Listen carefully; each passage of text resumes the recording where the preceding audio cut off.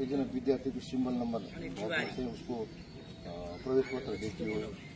त्यसमा उहाँले चाहिँ 5 नम्बर रुममा छ सर भनेर चाहिँ भन्नुभयो। त्यसपछि उताबाट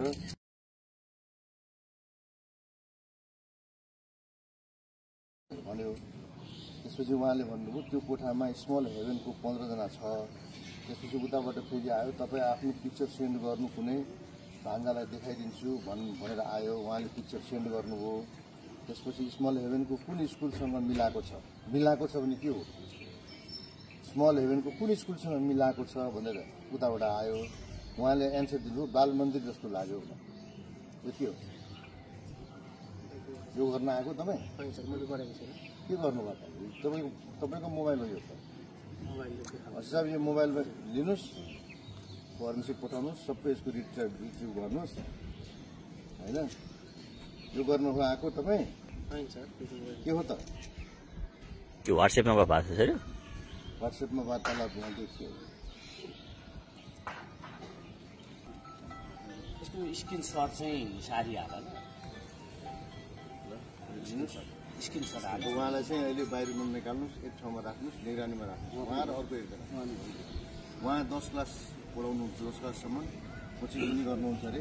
रमानन्द सर, कोही कहाँ छ? रमानन्द सर आउनु। गार्डहरूले चाहिँ मोबाइल लिएर किन भित्र भइरहेको छ?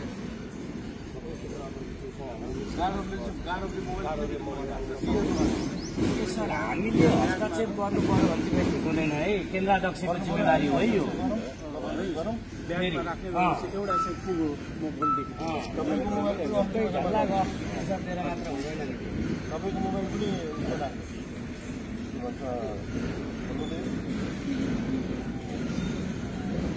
मोबाइल लिएर त भन्ने होइन नि त। ग्रामीण स्कुल पढाउँछ होइन, कुन लिएर हिँड्नु पर्यो?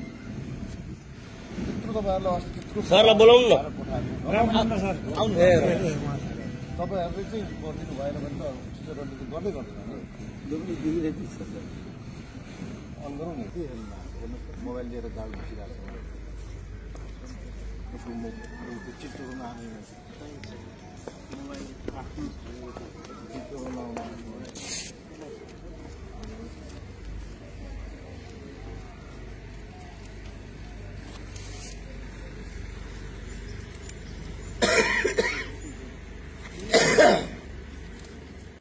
नहीं यो मेसेजहरू मोबाइलको यो मेसेजहरू होइन गल्ती भयो, यस्तो गर्नु हुँदैन थियो, गल्ती भयो भनेर भन्नुभयो भने चाहिँ मन पनि हुन्छ होइन।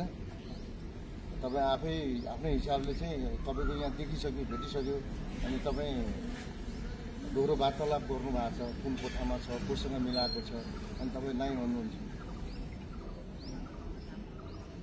यो कामको लागि त राखेको छैन होला नि त।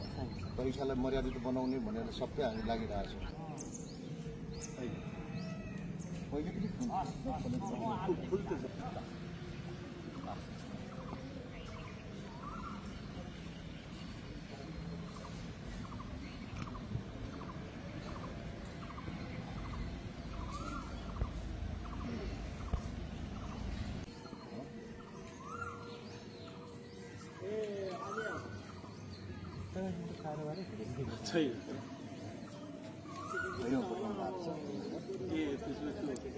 कारोबार भएन नभन्नुहोस्।